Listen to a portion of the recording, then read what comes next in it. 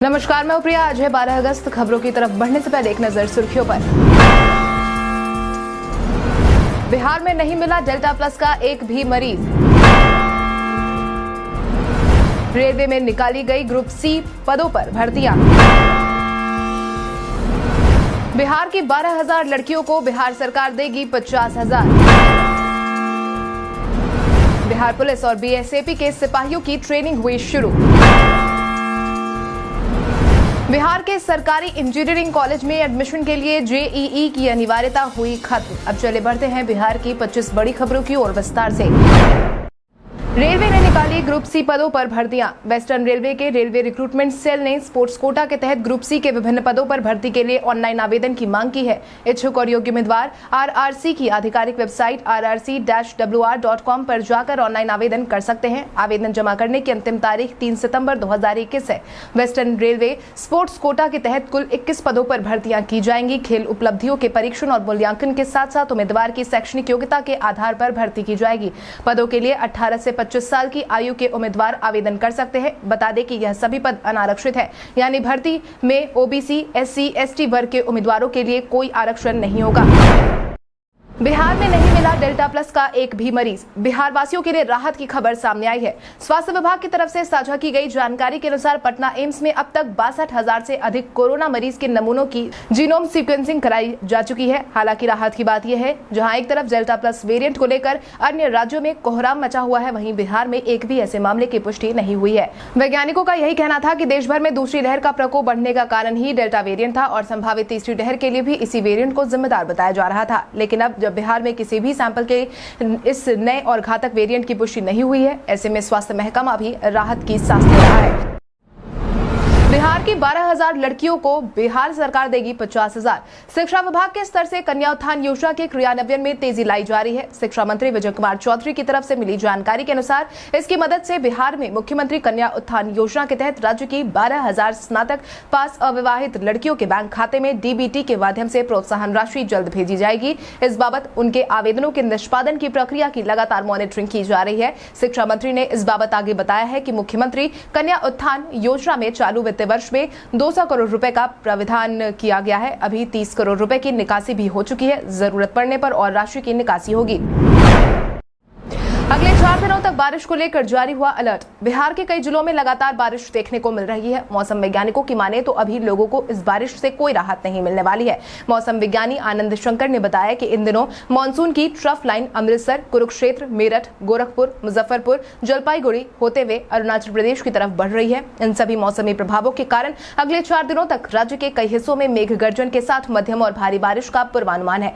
वर्षापात मुख्य रूप से 11 अगस्त को राज्य के उत्तर एवं मध्य भाग में, वहीं 12 को राज्य के नेपाल से सटे स्थान और 13 को पूर्वी बिहार के जिले में मुख्य रूप से भारी बारिश की संभावना जताई गई है। आज बिहारी पहचान में हम बात करेंगे बिस्मिल्लाह खान की। उस्ताद बिस्मिल्लाह खान का जन्म 21 मार्च 1916 को डुमराव बिहार में हुआ था। उस्ताद बिस्मिल्लाह खान हिंदुस्तान के प्रख्यात शहनाई वादक थे। साल 2001 में उन्हें भारत के सर्वोच्च सम्मान भारत रत्न से सम्मानित किया गया। वो तीसरे भारतीय संगीतकार थे जिन्हें भारत रत्न से सम्मानित किया गया है। एक बार की बात है, जब उस्ताद बिस्मिल्लाह खान को अमेरिका में बुलावा आया तो उन्होंने यह प्रस्ताव को स्वीकार नहीं किया। उनका कहना था कि यह गंगा है, यहाँ पर काशी है, यहाँ बालाजी का मंदिर है, यहाँ से जाना मतलब इन सभी से बिछड़ जाना, जिसके कारण उन्होंने इस प्रस्ताव को स्वीकार नहीं किया था। बिहार, झारखंड और यूपी को जोड़ने के लिए जल्द ही बनेगा एक नया पुल। बिहार सरकार ने जब से सत्ता की बागडोर संभाली है, तब से सरकार बिहार के अंदर और बिहार के दूसरे राज्यों की दूरी को कम करने की जुगत में जुट गई है। इसी कड़ी में हाल ही में कैबिनेट की तरफ से बिहार, झारखंड और यूपी को जोड़ने के लिए रोहतास में नए पुल का निर्माण करने की घोषणा की गई है। जानकारों की माने तो यह पुल रोहतास में सोन नदी के ऊपर उच्च स्तर का आरसीसी पुल के रूप में बनाया जाएगा। इस पुल के बन जाने से तीनों राज्यों में आने जाने वाले नागरिकों को काफी सहूलियत मिलेगी। साथ ही पुल का निर्माण केंद्रीय सड़क एवं आधारभूत संरचना निधि से होगा, जिसकी लागत करीब 210.13 करोड़ आएगी।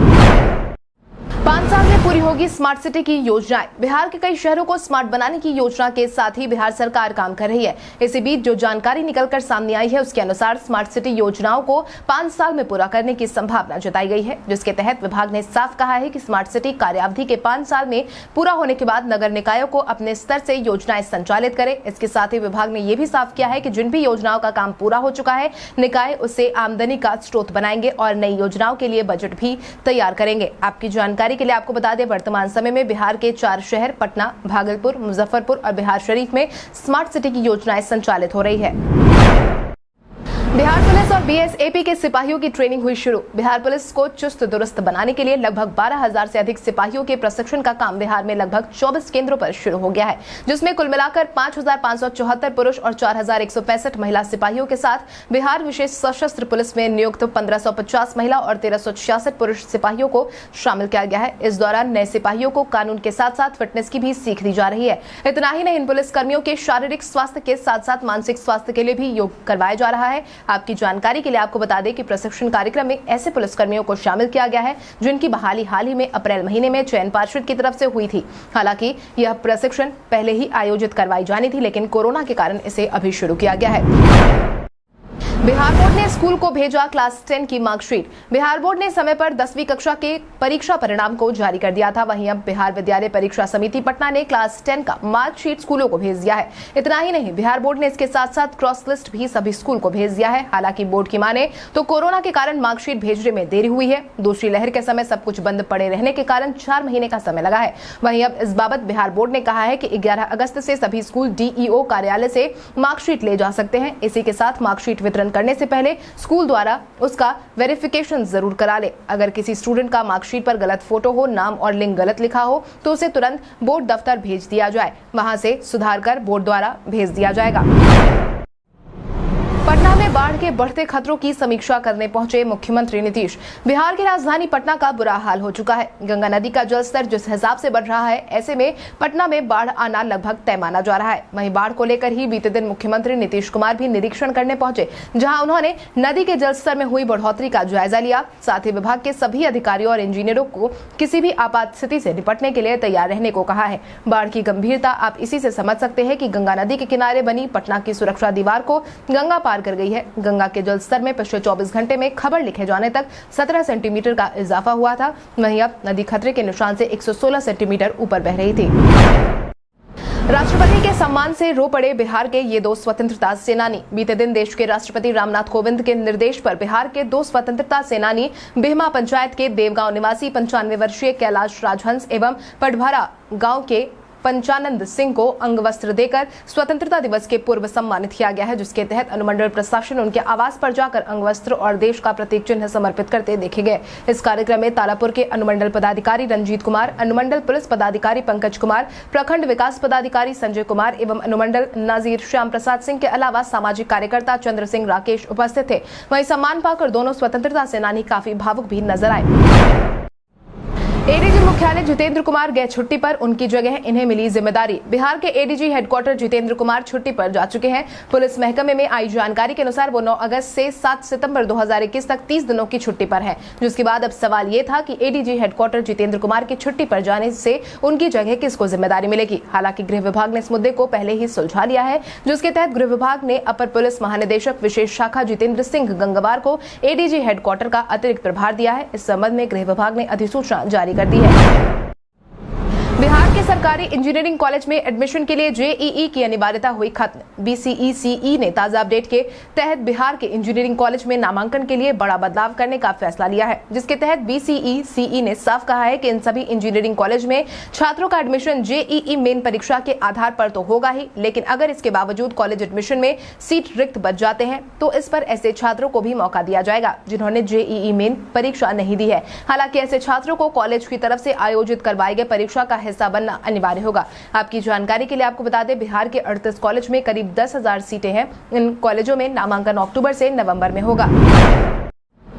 कांग्रेस नेता को जीवन दान देने सामने आए मुख्यमंत्री नीतीश। बिहार कांग्रेस के दिग्गज नेता सदानंद सिंह इन दिनों बीमार हैं और अस्पताल में भर्ती है। हालांकि आमतौर पर यही उम्मीद की जाती है कि जीवन भर एक नेता के रूप में जिस व्यक्ति ने पार्टी की सेवा की है, मुश्किल समय में वो पार्टी उनके दुख की घड़ी में साथ निभाएगी। लेकिन कांग्रेस के साथ ऐसा कुछ होता नहीं दिखाई दे रहा है। यही कारण है कि कांग्रेस की तरफ से किसी भी बड़े चेहरे ने ना तो उनके हालचाल को जाना है और न ही आर्थिक मदद की पेशकश की है। हालांकि इस बीच मुख्यमंत्री नीतीश कुमार अंधेरी गुफा में दीपक की रोशनी बनकर सामने आए हैं, जिसके तहत उन्होंने आर्थिक मदद तो भेजी ही साथ मुख्यमंत्री कार्यालय से पल पल के हेल्थ अपडेट की जानकारी भी ली जा रही है, जिसकी पुष्टि उनके बेटे शुभानंद मुकेश ने की है। बिहार में कोरोना के मिले 50 से कम मामले। स्वास्थ्य विभाग की तरफ से मिली जानकारी के अनुसार बिहार में बीते दिन के पिछले 24 घंटे में कुल मिलाकर 47 मामलों की पुष्टि हुई है, जिसके बाद बिहार में एक्टिव मरीजों की संख्या 276 पर पहुंच गई है। इसके साथ ही अगर हम प्रभावित जिलों की बात करें तो औरंगाबाद में 1, बांका में 1, बेगूसराय में 9, भागलपुर में 1, भोजपुर में 1, ईस्ट चंपारण में 1, दरभंगा में 5, गया में 1, गोपालगंज में 2, खगड़िया में 3, किशनगंज में 1, मधुबनी में 2, नालंदा में 1, नवादा में 2, पटना में 5, सहरसा में 2, समस्तीपुर में 2, सारण में 3, सीतामढ़ी में 1, वैशाली में 1, वेस्ट चंपारण में 1 मामले की पुष्टि हुई है। इसके साथ ही एक ऐसे मामले की पुष्टि हुई है जो दूसरे राज्य के हैं, लेकिन इनके सैंपल बिहार के अलग अलग जिलों में कलेक्ट किए गए हैं। इसके साथ ही अरवल, अररिया, बक्सर, जमुई, जहानाबाद, कैमूर, कटिहार, मधेपुरा, लखीसराय, मुजफ्फरपुर, मुंगेर, रोहतास, पूर्णिया, शेखपुरा, शिवहर, सिवान, सुपौल में एक भी मामले की पुष्टि नहीं हुई है। इसके साथ ही बीते दिन के पिछले 24 घंटे में कुल मिलाकर 1,77,488 सैंपल की जांच की गई है। वहीं 51 मरीज ठीक होकर घर वापस लौटे हैं। जातिगत जनगणना पर लालू ने की बहिष्कार की राजनीति। इन दिनों बिहार में जातीय जनगणना का मुद्दा गरमाया हुआ है, जहां सरकार की तरफ से जदयू के साथ साथ विपक्षी दल भी जातीय जनगणना की मांग कर रहे हैं। हालांकि मांग के बावजूद सरकार की चुप्पी से उदासीनता छाई हुई है। इसी बीच अब बिहार राजनीति में एक्टिव हुए पूर्व मुख्यमंत्री लालू यादव ने नया दांव खेला है, जिसके तहत उन्होंने अपना ट्वीट जारी करते हुए कहा कि अगर 2021 जनगणना में जातियों की जनगणना नहीं होगी तो बिहार के अलावा देश के सभी पिछड़े, अति पिछड़ों के साथ दलित और अल्पसंख्यक भी गणना का बहिष्कार कर सकते हैं। इसके साथ ही उन्होंने कहा है कि जनगणना के जिन आंकड़ों से देश की बहुसंख्यक आबादी का भला नहीं होता है, तो फिर जानवरों की गणना वाले आंकड़ों का हम क्या अचार डालेंगे। SC/ST एक्ट के बढ़ते लंबित मामलों को लेकर गृह विभाग नाराज। SC/ST अधिनियम के तहत दर्ज मामलों की संख्या दिन प्रतिदिन तो बढ़ती जा रही है, साथ ही लंबित मामलों का निपटान नहीं होने के कारण विभाग पर प्रेशर बढ़ गया है, जिसको देखते हुए अब गृह विभाग ने ऐसे मामलों का जल्द से जल्द निपटारा करने का आदेश दिया है, जो कि अभियोजन निदेशालय के अभियोजन निदेशक की अध्यक्षता में विभिन्न जिलों के विशेष लोक अभियोजकों के साथ आयोजित समीक्षा बैठक में दिया गया है। इस बाबत गृह विभाग ने साफ कहा है कि SC एक्ट के तहत दर्ज मामलों में सजा दिलाने की प्रक्रिया में तेजी लाई जाए। इतना ही नहीं, इसको लेकर विभाग ने डीएम और एसपी से स्पीडी ट्रायल को लेकर अनुरोध भी किया है।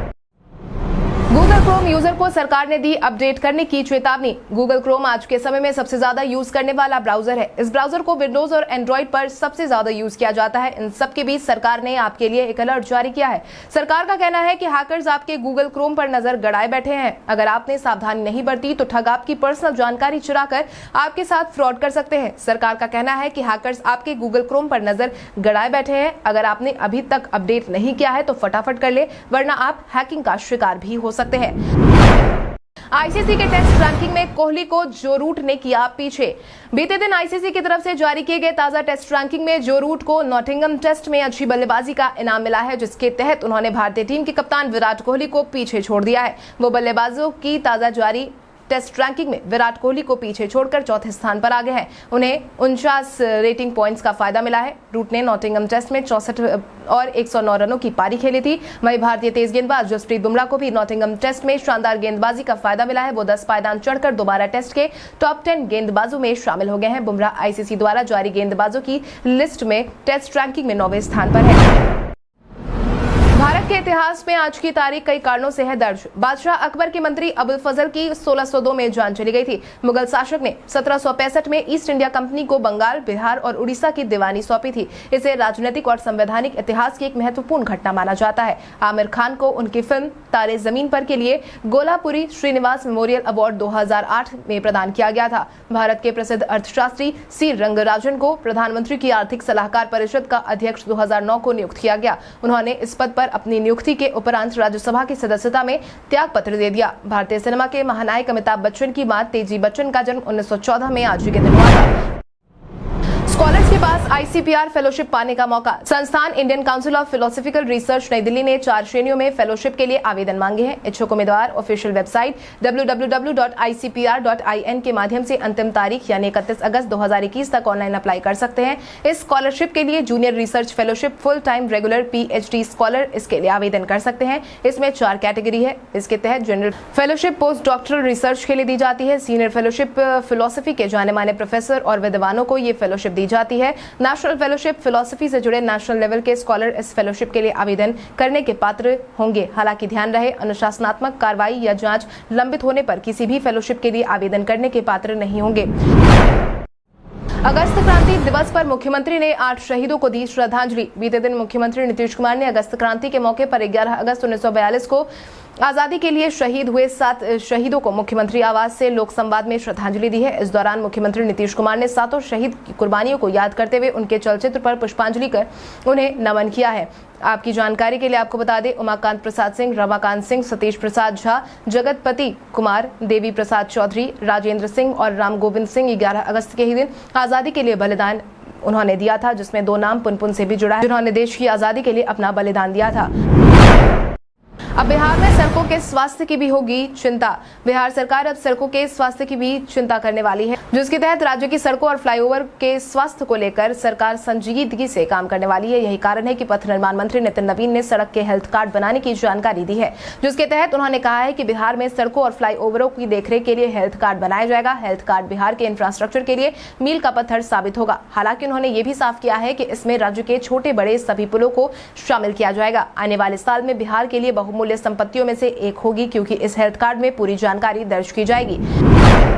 अब आइए जानते हैं सराफा बाजार और पेट्रोल डीजल के क्या थे भाव। अगर हम सराफा बाजार की बात करें तो सोने का भाव 11 अगस्त को 22 कैरेट के लिए प्रति 10 ग्राम 44,440 रुपए था। वहीं 24 कैरेट के लिए प्रति 10 ग्राम 47,520 रुपए था। इसके साथ ही अगर हम चांदी की बात करें तो चांदी का भाव प्रति किलो 62,500 रुपए था। वहीं राजधानी पटना में पेट्रोल की कीमत 104.25 रुपए प्रति लीटर और डीजल के दाम 95.51 रुपए प्रति लीटर थे।